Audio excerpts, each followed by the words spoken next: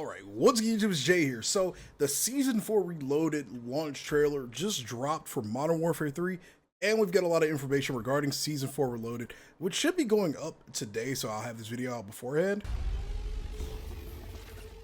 Oh yeah, that's right, so they're blowing up, I know, some of the POIs to... Boy, do they love blowing stuff up. But they're blowing up some of the POIs to put like all this green alien stuff in there. There's gonna be like superpowers, yeah, you can go invisible now, which is crazy. This is the variant of Das House that we already knew was coming with the beginning of Season 4 and the roadmap. Some more abilities and stuff. Looks like we're getting some other like superpowered playlists. This is also one of the other new maps. This is like Infected. Yeah, this is one of the new maps. This is one of the changes to the POIs on Urzikstan. You got jumping abilities and stuff. Okay.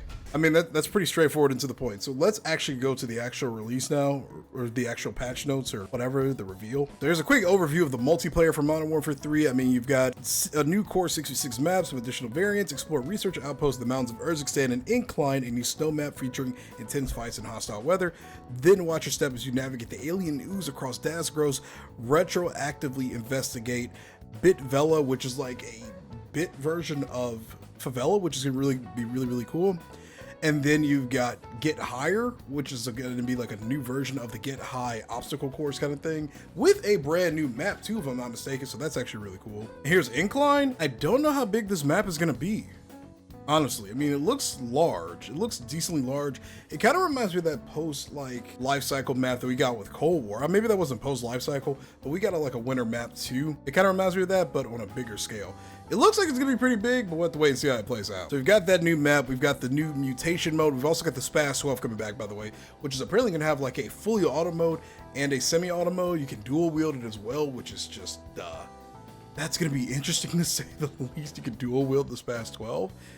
We've got the new mutation mode as a part of the Ultra Strain event. Modified DNA strands have affected multiple operators, and current multiplayer skirmishes can devolve at any time into mutation mode. Mutation pits one team of humans against a frightening selection of mutants across a mosh pit of familiar game modes. Humans, one team is comprised of regular operators. This team is clad in player-chosen skins, blah, blah, blah, blah, blah, carrying usual loadouts. The other team spawns into a match as mutants, but these DNA-altered undead aren't really cannon fodder. They possess a series of unique abilities that can stun, disorient, and eliminate enemy humans. I almost said alien. I mean, this is nothing out of the ordinary, kinda. They'll have the help in the form of non-player controlled mutants shambling into combat with them. So that's kind of what that horde kind of looked like in the trailer that we just saw. There's going to be like a bit of a horde mode mixed in with this. Players are also going to be a part of the horde, which is really cool. Both teams must defeat the opposing side in a variety of tactical or grotesque ways. Teams switch sides at halftime. Humans become mutants, and mutants become humans. Okay, so the side with the highest score wins. It makes sense. And then we've got humans kill streaks with a swarm of unnatural mutations threatening to overwhelm your team at every turn. You need some serious firepower. Fortunately, you have some specific kill streaks to acquire at a different rate to normal modes. For every one player controlled zombie kill, you receive one kill streak point. For every 5 non-player zombie controlled, wow.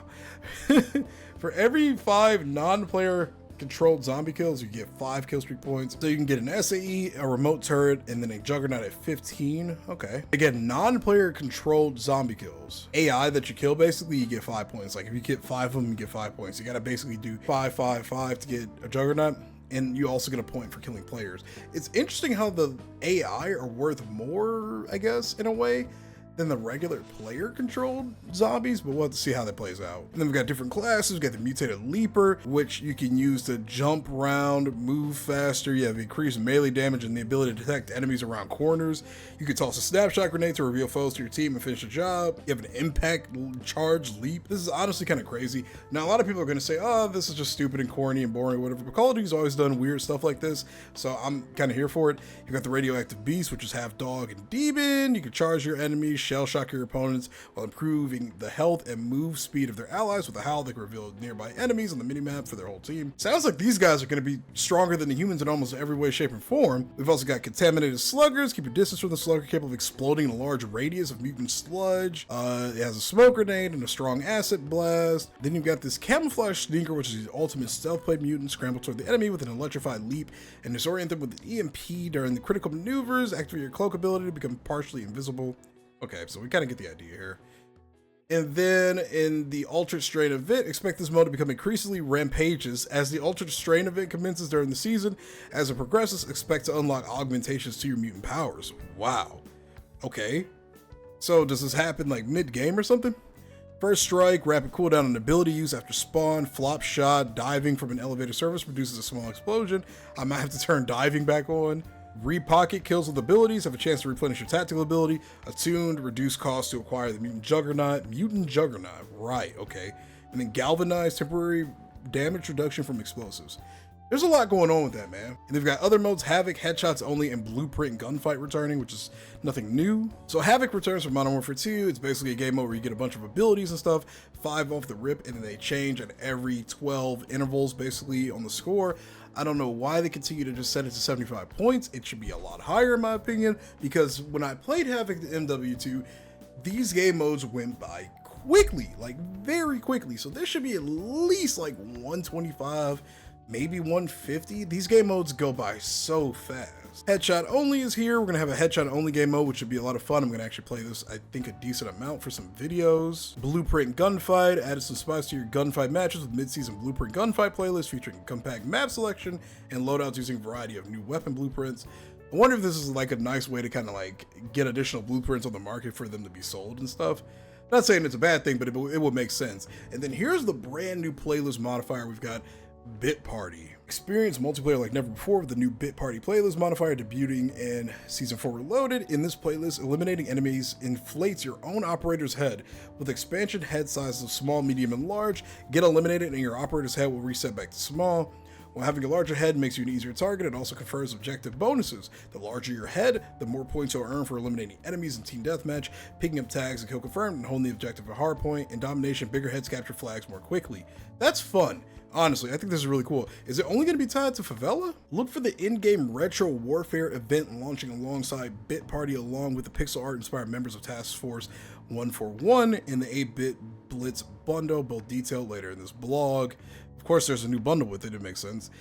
The Bit Party playlist occurs across and includes a variety of Vortex variant multiplayer maps alongside the introduction of Bit Vela. Okay, so Bit Vela is the only iteration of this like new bit game mode. I wonder why they didn't do more, but this looks like this probably took a lot of work to set up. It's literally like we're playing Call of Duty in Minecraft. This is crazy. Imagine if they add this as just like a regular multiplayer map, because they did that with all the other variations of like Rust and stuff.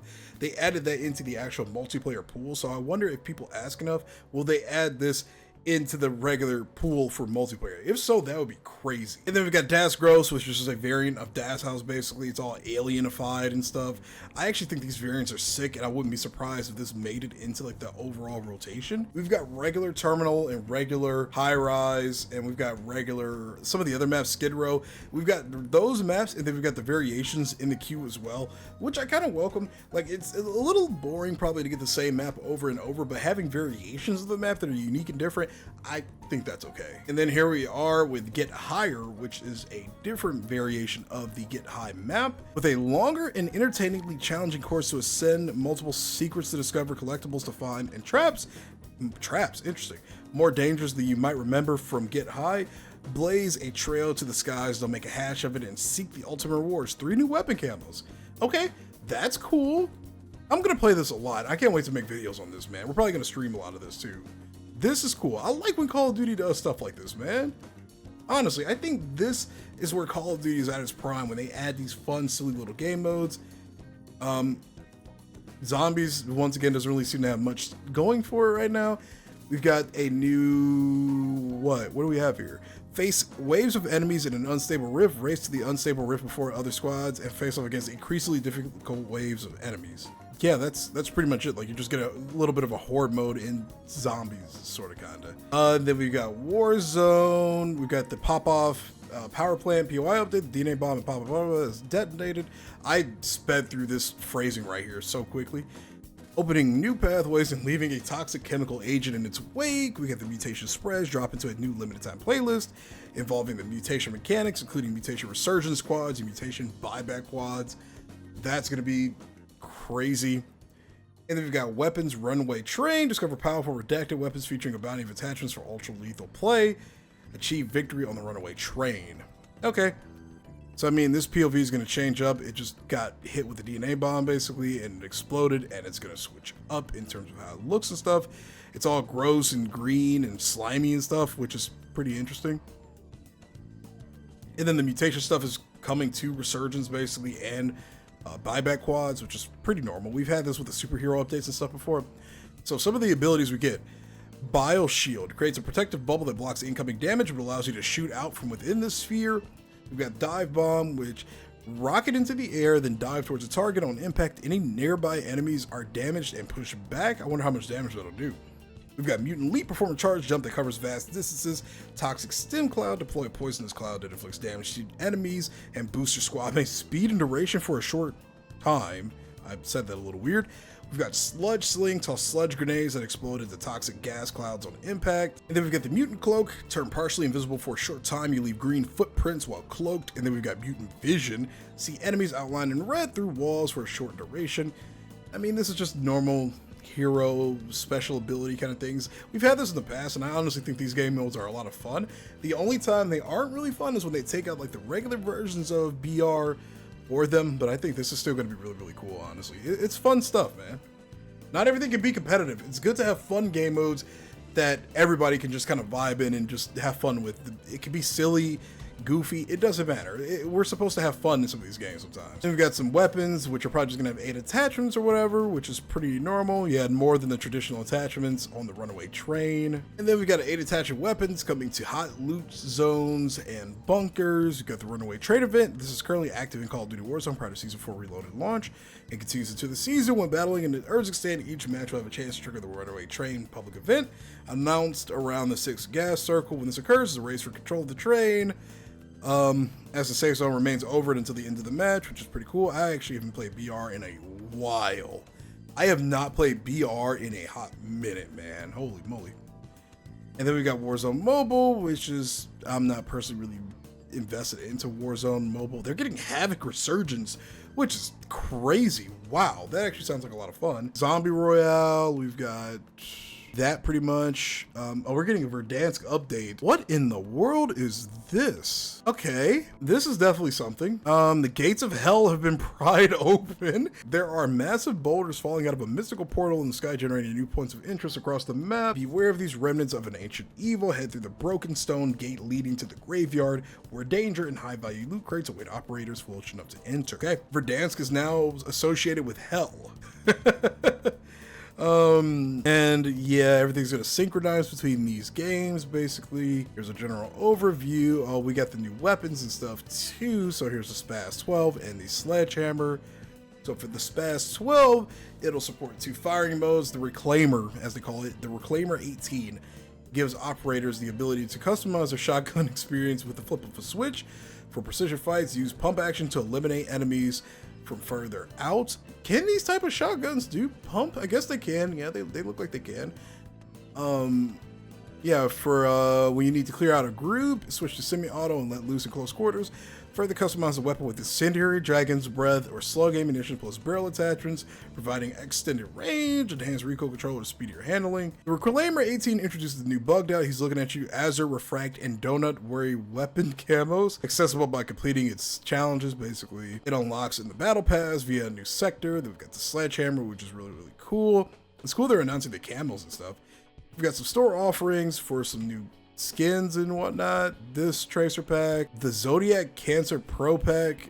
What in the world is this? This is cool. We've got the Spaceman tracer pack. They really want to do something jetpack related. And then we're finally going to be progressing towards the end of the season camo, which is Helic Reverb. We've got Ultra Strain, Retro Warfare, press start to begin the party. That is Retro Warfare, launching the Bit Party playlist modifier, and Bit Vela. Okay, we've got Vacation Squad. I remember when they used to do the Summers of Call of Duty events back in the day, man. Those were the days. The Beach is Calling and Task Force 141 is headed off for summer vacation.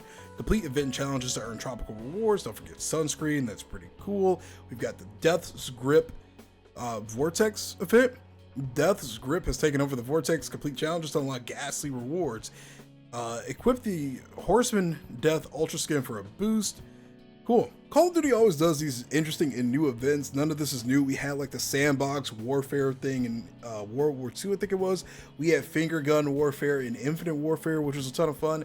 None of this is new, and I've actually been seeing a lot of people like trash it on socials. I can say I'm looking forward to it, honestly. I love when they branch out from just trying to make it like a realistic game and they do fun stuff like this. I think it'll be exciting and something fun to play. I'm excited for Get Higher, man. I can't wait to play that.